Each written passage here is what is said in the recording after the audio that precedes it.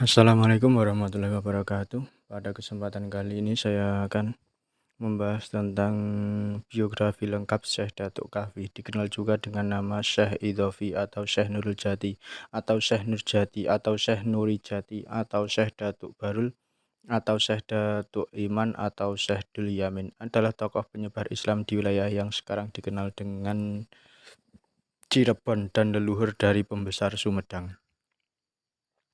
Dia pertama kali menyebarkan ajaran Islam di daerah Amparan Jati. Syekh Datuk Kahfi merupakan buyut dari Pangeran Santri Ki Gedeng Sumedang, penerus penguasa di Kerajaan Sumedang Larang, Jawa Barat, dan putra dari Syekh Datuk Ahmad. Ia juga merupakan keturunan dari Amir Abdullah Khan. Datuk Kahfi adalah tokoh perintis dakwah Islam di wilayah Cirebon. Ia menggunakan nama Syekh Nurjati pada saat berdakwah di Giri Amparan Jati, yang lebih terkenal dengan nama Gunung Jati, sebuah bukit kecil dari dua bukit yang berjarak kurang lebih 5 km sebelah utara kota Cirebon, tepatnya di Desa Astana, Kecamatan Gunung Jati, Kabupaten Cirebon. Sebelumnya, Syekh Nurjati dikenal dengan nama Syekh Datuk Kahfi atau Maulana Idhofi Mahdi. Secara kronologi singkat, Syekh Nurjati lahir di Semenanjung Malaka. Setelah berusia dewasa muda pergi ke Mekah untuk menuntut ilmu dan berhaji.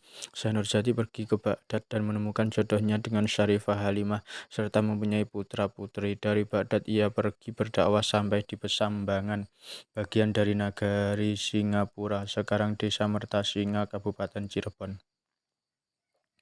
Ia wafat dimakamkan di Giri Amparan Jati. Cerita tentang Syekh Nurjati dijumpai dalam naskah-naskah tradisi Cirebon yang merupakan bukti sekunder.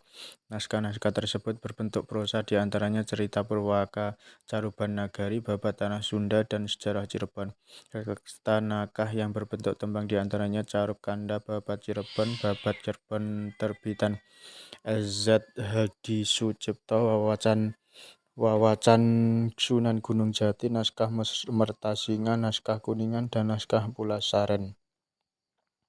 Dari sekian banyak naskah, hanya naskah Babat Cirebon terbitan Brandes saja yang tidak memuat tentang Syekh Nurjati. Sedangkan naskah tertua yang menulis tentang Syekh Nurjati dibuat oleh Arya Cirebon pada tahun 1706 Masehi. Setelah Syekh Datuk Kahfi menuntut ilmu di Makkah, Syekh Nurjati mencoba mengamalkan ilmu yang diperoleh dengan mengajarkannya di wilayah Baghdad. Di Baghdad, Syekh Nurjati menikah dengan Syarifah Halimah, putri dari Ali Nurul Alam, putra dari Jamaluddin Akbar Al-Husaini dari Kamboja, yang merupakan putra dari Ahmad Shah Jalaluddin, putra Amir Abdullah Kanuddin. Jadi Syekh Nurjati menikah dengan saudara secicit.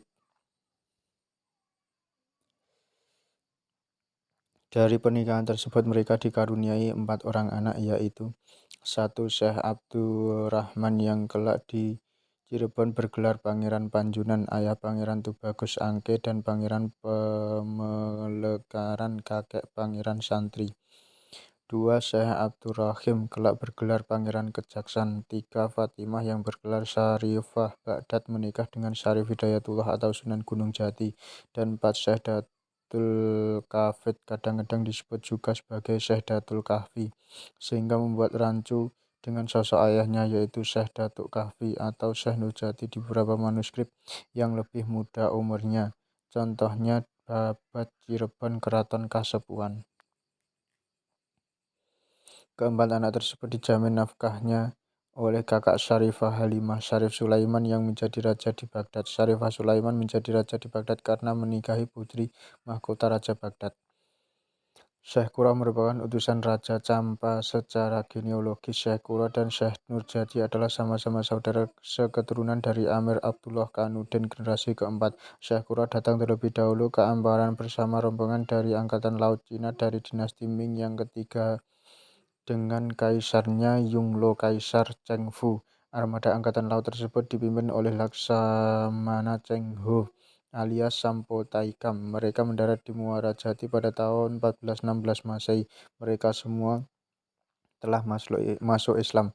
Armada tersebut hendak melakukan perjalanan melawat ke Majapahit dalam rangka menjalin persahabatan. Ketika armada tersebut sampai di Pura Karawang, Syekh Kuro, Syekh Hasanuddin beserta pengiringnya turun. Syekh Kuro pada akhirnya tinggal dan menyebarkan ajaran agama Islam di Karawang. Kedua tokoh ini dipandang sebagai tokoh yang mengajarkan Islam secara formal yang pertama kali di Jawa Barat.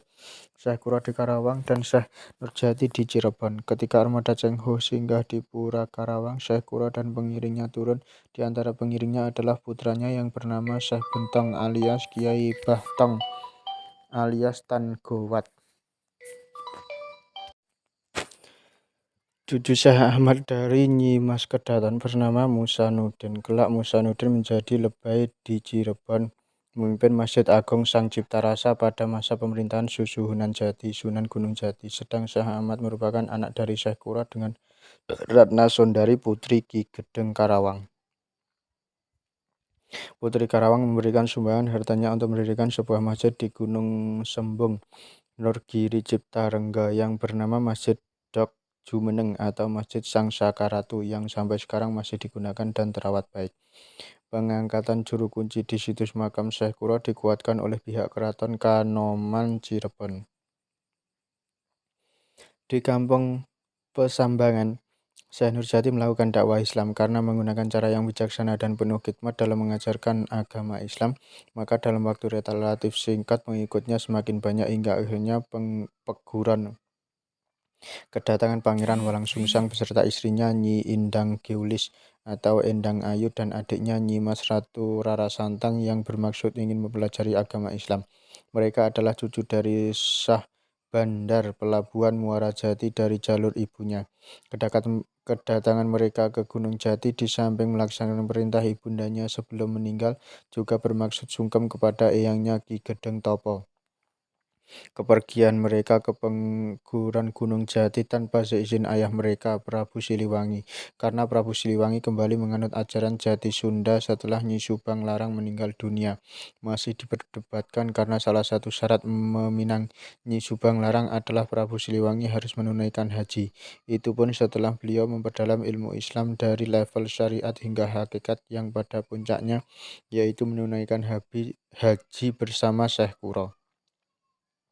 Tetapi kedua putra-putrinya itu sudah dididik dan diberi petunjuk oleh almarhum ibunya agar memperdalam agama Islam di Pangguran Gunung Jati. Akhirnya mereka pun menuntut ilmu dan memperdalam agama Islam menjadi santri Syekh Nurjati di Pesambangan Jati.